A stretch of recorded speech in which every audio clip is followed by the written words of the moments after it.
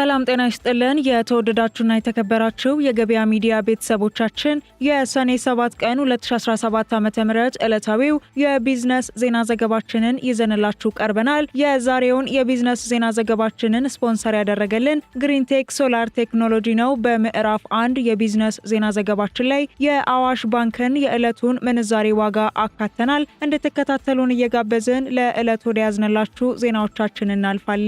በቅድሚያም አርዕስቶችን ከ10 ሺህ ብር በላይ ጥሬ ገንዘብን መጠቀም የሚከለክለውን ሕግ የማስቀመጥ አቅጣጫ የሚኒስቴሩ አይደለም ተብሏል። ሙሉ መረጃውን የምናጋራችሁ ይሆናል። በጤና ባለሙያዎች ጉዳይ ላይ የተሰማ አዲስ መረጃ አለ፣ የምትሰሙት ይሆናል። በኦሮሚያ ክልል በኤምፖክስ በሽታ የተያዙ ሰዎች መኖራቸው ተገልጿል። ይህንንም መረጃ በዝርዝር ይዘነዋል። በከባድ ወንጀል የተጠረጠሩት ከፍተኛ የመንግስት ባለስልጣኑ በቁጥጥር ስር መዋላቸው ተሰምቷል። ሙሉ መረጃውን የምናቀርብላችሁ ይሆናል። የተወደዳቸው የገበያ ሚዲያ ቤተሰቦቻችን የዕለቱን የምዕራፍ 1 የቢዝነስ ዜና ዘገባችንን ይዘንላችሁ ቀርበናል። በቢዝነስ ዜና ዘገባችን ላይ ምጣኔ ሀብታዊና ማህበራዊ ጉዳዮችንም አካተናል። በዝርዝር ወደምንመለከታቸው እናልፋለን። በመዲናችን አዲስ አበባ ብዙዎቹ ለመኖሪያና ለኢንቨስትመንት ተመራጭ ባደረጉት በለቡ መብራት በቻድ ኤምባሲ አጠገብ በማራኪ ኮሪደር ልማት ደምቆ የሚታየው ዲኤምሲ ሪል ስቴት ማራኪ እይታ ያለውን የመጨረሻውን ብሎክ በቅናሽ ዋጋ ይሻሙ ይሎታል። ከአነስተኛ ወለል ጀምሮ በመረጡት የፍሎር አማራጭ ከስቱዲዮ እስከ ባለ 4 መኝታ ከ508 ሺህ ብር ጀምሮ በመክፈል የቤት ባለቤት እንሆ ይሁኑ። 60% በሚደርስ የረጅም ጊዜ ባንክ አማራጭ ከወለድ ነፃ አገልግሎት ጋር አመቻችተናል። ቀድሞ ለሚመጡ ለ20 ዕድለኞች እስከ 30% የሚደርስ ቅናሽም አዘጋጅተናል። ለበለጠ መረጃ ለቢሮ ቀጠሮ እንዲሁም ሳይት ለመጎብኘት በ0968 7272 29 አሊያም በ0922 917974 ላይ ይደውሉ። ደስታው እዚህ ይጀምራል። ዲኤምሲ ሪል ስቴት። ኢትዮጵያ መላ አፍሪካን ማዳረስ የሚያስችል ኤሌክትሪክ ኃይል የማመንጨት አቅም እንዳላት ተገለጸ።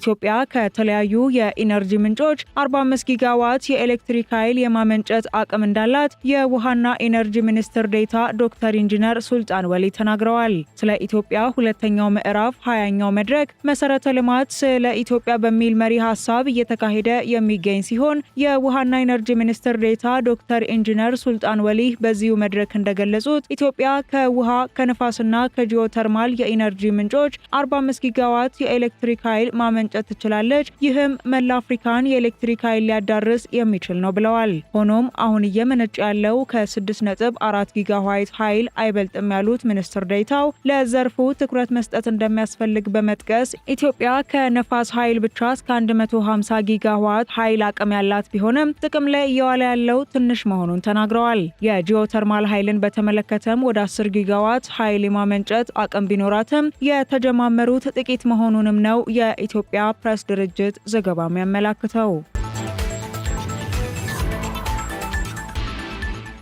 የምርቶች ደረጃ አሰጣጥ ዲጂታል አለመሆኑ የገቢ ምርቶች ዝውውር ላይ ከፍተኛ ተጽዕኖ አሳድሯል ተባለ። ከውጭ ሀገራት ወደ ኢትዮጵያ የሚገቡ ምርቶች የጥራት ማረጋገጫ የሚሰጥበት አግባብ በወረቀት መሆኑ በኢትዮጵያ የገቢ ምርት ዝውውር ላይ ክፍተቶችን እየፈጠረ ነው ሲል ትሬድማርክ አፍሪካ አስታውቋል። በኢትዮጵያ የትሬድማርክ አፍሪካ ዳይሬክተር እውነቱ ታየ ማንኛውም የገቢና ወጪ ንግድ ጥራቱ ሳይረጋገጥ ወደ የትኛውም ሀገር እንደማይላክና እንደማይገባ ተናግረው እስካሁንም ድረስ የጥራት ደረጃው የሚረጋገጥበት አግባብ በወረቀት ብቻ በመሆኑና ወረቀቶች እንደ ልብ በማይገኙበት ጊዜ ስራውን ጓተት የገቢ ምርቱ ላይ ችግር እንዳሳደረበት አንስተዋል። አክለውም በዓለም ላይ የገቢና ወጪ ንግድ ከሚፈጸምባቸው ከ100 በላይ ሀገራት መካከል የዲጂታል ስርዓቱን ባለመከተል ወደ ኋላ የቀረችው ኢትዮጵያ ነች ሲሉ ተናግረዋል። በዚሁም መሰረት ትሬድማርክ አፍሪካ የኢትዮጵያን ገቢና ወጪ ንግድ ለማጠናከር ከሚመለከታቸው ባለድርሻ አካላት ጋር በመሆን እየሰራ እንደሚገኝ ተገልጿል። የምርቶችን የጥራት ደረጃ በዲጂታል ስርዓት እንዲሆን ለማድረግ የሚያስችሉ ሰፊ ስራዎች መኖራቸውን ያነሱት ዳይሬክተሩ በቅርቡም ከኢትዮጵያ ግብርና ባለስልጣን ጋር በመሆን ይፋ የሚደረግ የዲጂታል አሰራር እንደሚኖር አስታውቀዋል። በሐሰተኛ ሽብር ክስ ተይዘው የታሰሩ የጤና ባለሙያዎች እንዲለቀቁ ተጠየቀ። ከጤና ባለሙያዎች ጥያቄ ጋር በተያያዘ በርካታ ባለሙያዎች መታሰራቸው የሚታወቅ ሲሆን ጉዳዩን የሚከታተሉና ስማቸው እንዲገለጽ ያልፈለጉ ባለሙያዎች ለቲክቫ ኢትዮጵያ በሰጡት ቃል አሁን ላይ የጤና ባለሙያዎቹ ከስር እየተለቀቀ እንደሆነ የሚቀሩ እንዳሉና አብዛኛዎቹ ከትላንት በስቲያ ማታ ድረስ ወደ ቤታቸው እንደገቡ ተናግረዋል። በአጠቃላይ ባለሙያዎቹ በሐሰተኛ ሽብር ክስ ተከሰው ቢሆንም የተያዙት እየተለቀቁ እንዳሉና ያልተለቀቁትም እንዲለቀቁ መልእክታችን ነው ሲሉ ባለሙያዎቹ ገልጸው በባለሙያዎቹ መፈታት ደስ ቢለንም መጀመሪያውኑም መታሰር አልነበረባቸውም ሲሉ ገልጸዋል።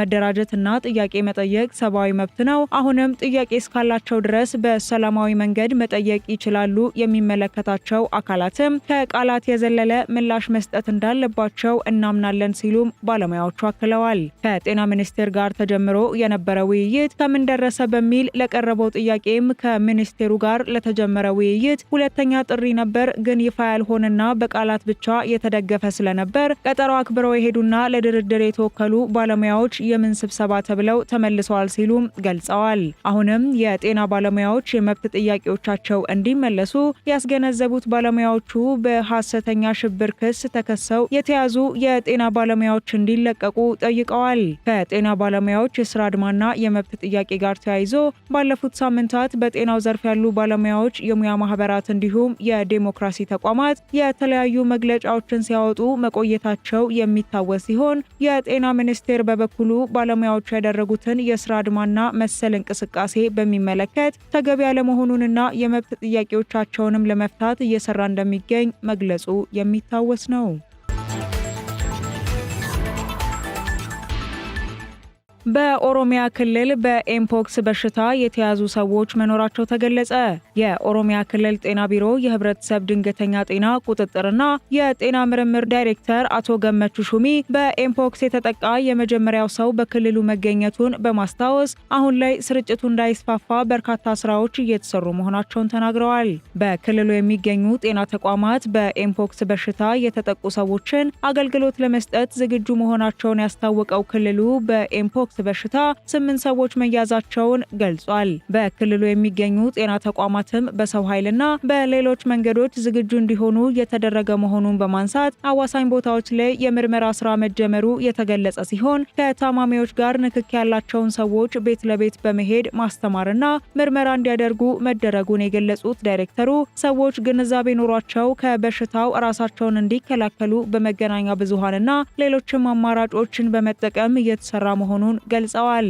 ኤምፖክስ በኦሮሚያ ክልል ስጋት ቢሆንም የከፋ ጉዳት ከማስከተሉ አስቀድሞ በትምህርት ቤቶች፣ በትራንስፖርትና በሌሎችም ስፍራዎች ጥንቃቄ እንዲደረግ ስራዎች መጀመራቸውን የክልሉ ጤና ቢሮ የህብረተሰብ ድንገተኛ ጤና ቁጥጥርና የጤና ምርምር ዳይሬክተር አቶ ገመቹ ሹሚ ጠቅሰዋል። በኬንያ የበሽታው ስርጭት መጨመሩን ተከትሎ በኮንትሮባንድ መንገድ የሚገቡ አልባሳትና ሌሎች ዕቃዎች ስርጭቱ እንዲስፋፋ መንስኤ እንዳይሆኑ ቁጥጥር ከማድረግ ባሻገር ህብረተሰቡ ጥንቃቄ እንዲያደርግ የማስተማር ስራ እየተሰራ መሆኑንም ጨምረው ገልጸዋል። ተጋላጭ በሆኑ አካባቢዎች ምላሽ ሰጪ ግብረ ኃይል በማዋቀር ስርጭቱ እንዳይስፋፋ እየተደረገ መሆኑን የገለጹ ሲሆን በተለይም በክልሉ የበሽታው መመርመሪያ ላቦራቶሪ እጥረት እንዳይኖር የሚሰራ ይሆናልም ብለዋል። ለኤምፖክስ በሽታ አጋላጭ ሁኔታዎች ተብለው ከተለዩ መንገዶች መካከል በቫይረሱ ከተያዙ ሰዎች ጋር የሚደረግ የሰውነት ንክኪ፣ የግብረ ስጋ ግንኙነት እንዲሁም ከታማሚ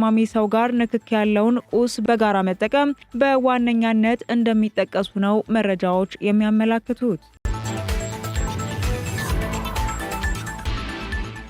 ያለመከሰስ መብታቸው የተነሳባቸው የመንግስት ባለስልጣን በቁጥጥር ስር እንደሚገኙ ተገለጸ።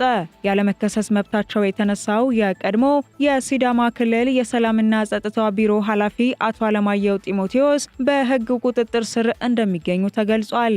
በክልሉ የብልጽግና ፓርቲ ቅርንጫፍ ጽህፈት ቤት ትናንት ባሰራጨው መረጃ መሰረት አቶ አለማየሁ ጢሞቴዎስ በተከታታይ 2 ዓመታት በጥብቅ ዲሲፕሊን ተገምግመው በማስጠንቀቂያና በሂስ እንዲታለፉ መደረጋቸው መሆናቸው የተጠቆመ ሲሆን በዚህም በራሳቸው ላይ ማሻሻሎችን በማምጣት በጸጥታ ተቋማት ላይ አዎንታዊ ተጽዕኖ ማድረግ መቻላቸው ከጥፋታቸው ተምረውና ታርመው እየሰሩ እንደነበረም ተገልጿል።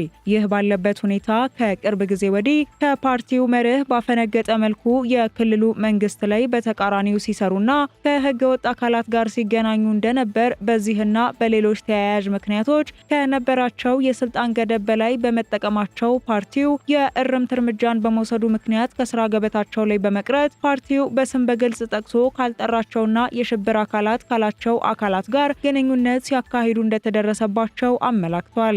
በዚህም የተነሳ ሲመሩት የቆየው ተቋም መጥራት ስላለበት በፓርቲ ማዕከል ሰነድ ተዘጋጅቶ ከጸጥታ አመራሮች ጋር በመነጋገር ሰፊ ወንጀሎች ሲፈጽሙ እንደቆዩ ማወቅ እንደተቻለ የተነገረ ሲሆን በቀጣይም የማጥራት ሂደቱ በፓርቲው የአሰራር ስርዓት መሰረት እየተካሄደ የሚዘልቅ እንደሆነ ተገልጿል።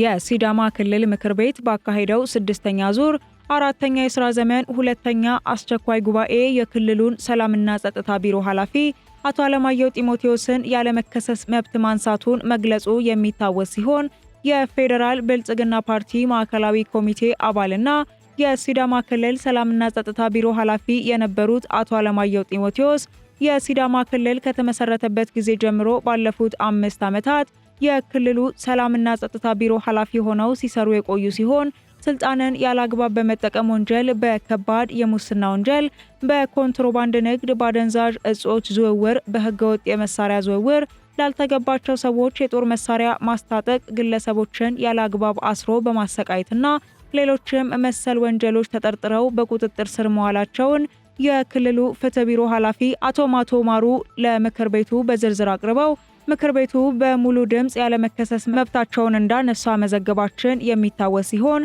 በቀጣይም ሂደቱ የፍርድ ቤት እንደሆነ ተጠቁሟል። ከ10,000 ብር በላይ ጥሬ ገንዘብን መጠቀም የሚከለክለውን ሕግ የማስቀመጥ አቅጣጫ የሚኒስቴሩ አይደለም ተባለ።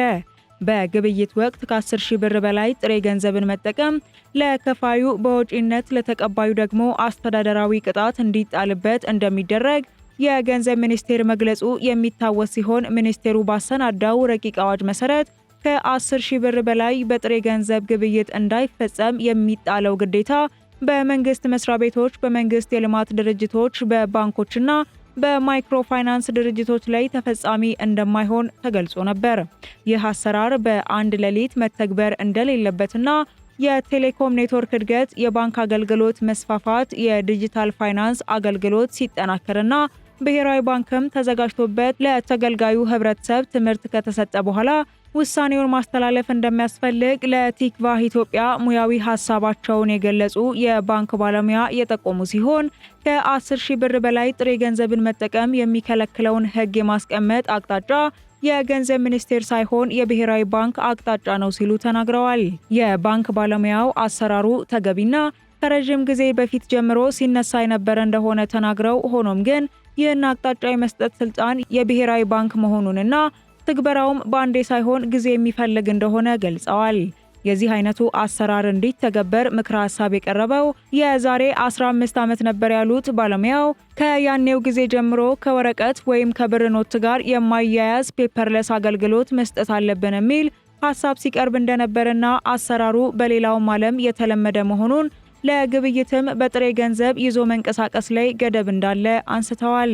በዚህ አይነቱ አሰራር ህብረተሰቡን ወደ ዲጂታል የፋይናንስ አገልግሎት ከማምጣት በተጨማሪ ለብር ማተሚያ የሚወጣ ለማጓጓዣና የተበላሸ ብር ለማስወገድ የሚወጣውን ወጪ ለማዳን ያስችላልን ብለዋል።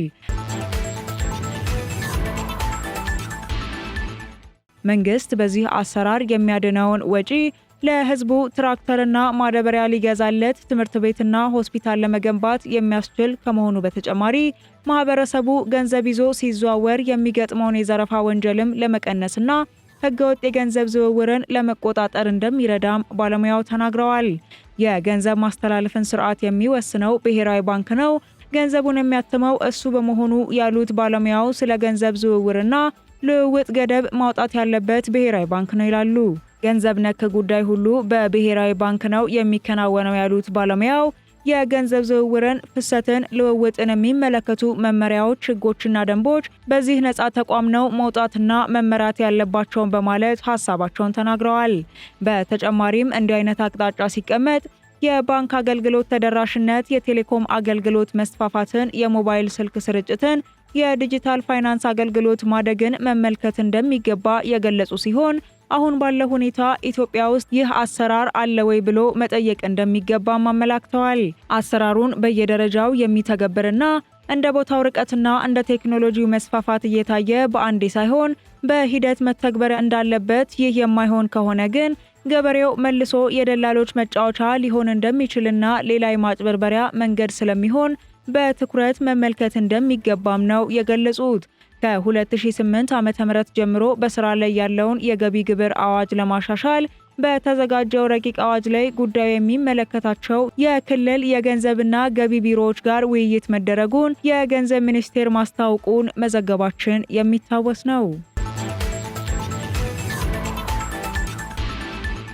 የተወደዳችሁና የተከበራችሁ የገበያ ሚዲያ ቤተሰቦቻችን የዕለቱን የምዕራፍ 1 የቢዝነስ ዜና ዘገባችን ቀደም ሲል የተከታተላችሁትን ይመስላል።